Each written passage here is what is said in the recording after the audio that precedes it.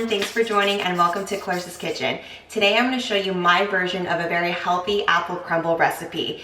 It has 5 simple ingredients including oats, cinnamon, apples, maple syrup, and honey, and you bake it for 35-40 minutes.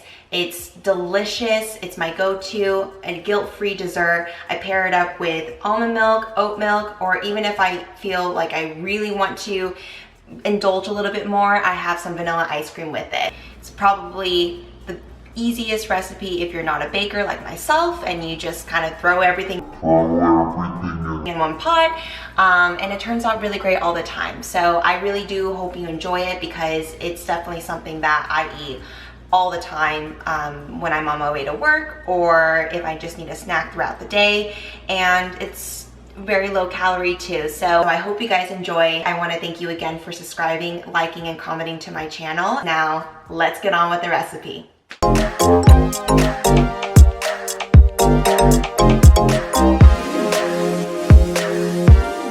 Okay guys, so right before you're cutting these apples, make sure to preheat the oven to 350 degrees.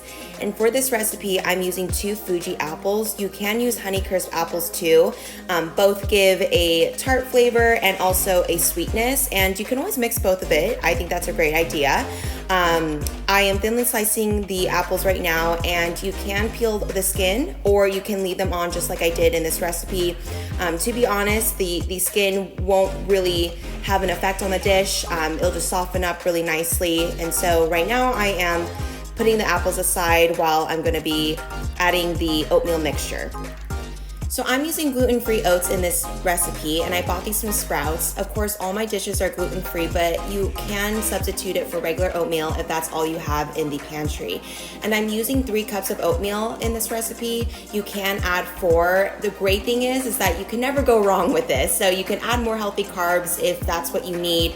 And I prefer rolled oats over quick oats just because it adds more texture.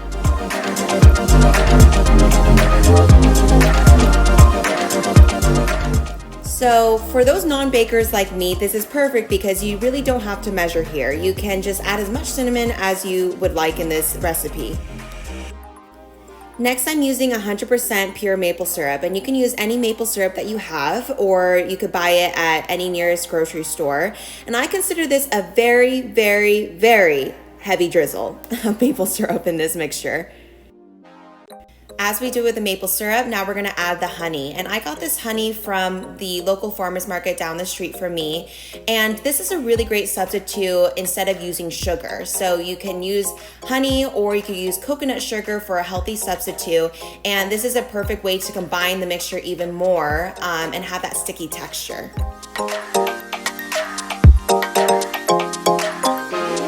So I'm adding 2 tablespoons of butter that I melted softly in the microwave and added this to the mixture. Now I would highly recommend you use coconut oil, 2 to 3 tablespoons, or you can even do 4. I just did not have any left, and so my alternative was butter. So for those who prefer coconut oil or butter, you can go either way and the dish will still turn out really great.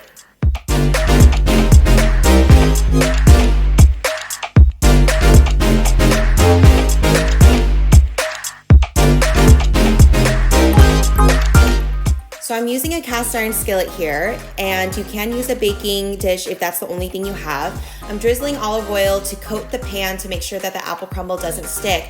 Now, I would highly prefer and recommend that you guys use coconut oil if that's what you have in the pantry first. You can use olive oil next, and then the third alternative would be butter, but I didn't have any butter because I used that all in the mixture.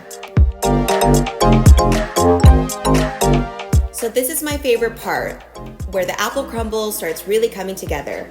I'm using the thinly sliced apples and lining them up in the cast iron skillet, all facing one direction, making a circle. So if you're using a baking dish, you can line them up in rows, but I would recommend that you do face them the same way just so it can give you that aesthetically appealing look.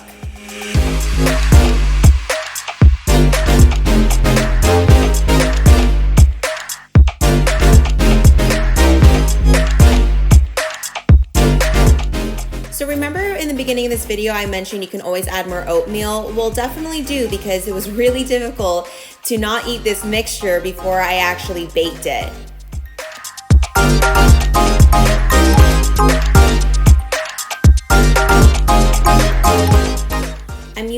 make sure I'm filling in all the gaps in between the apples, and because this is the base layer of the dish, you'll want to make sure it's fully coated on the bottom.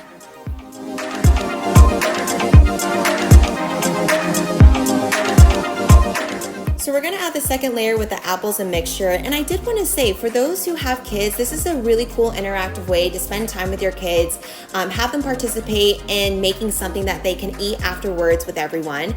For those who are looking maybe for a date night idea, this is a really great way to spend some quality time with your significant other. This can also include like friends night and just time to yourself. I would blast the music like I did in this video. And this is something that I usually do after a long work week if I just want to have a night into myself.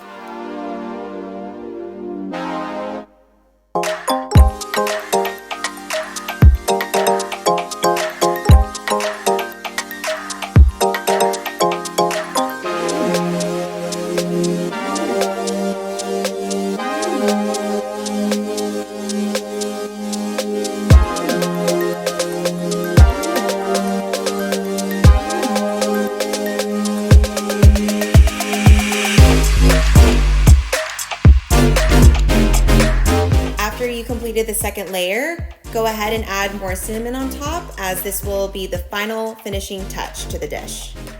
Lastly, we're gonna bake this for 30 to 45 minutes. Half the time should be covered and the other half should be uncovered.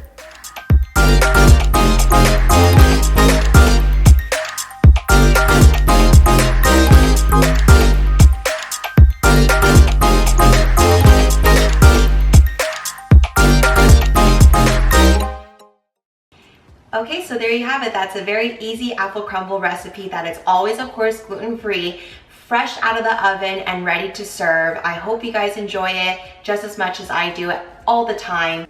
And again, see you next time in Clarissa's Kitchen.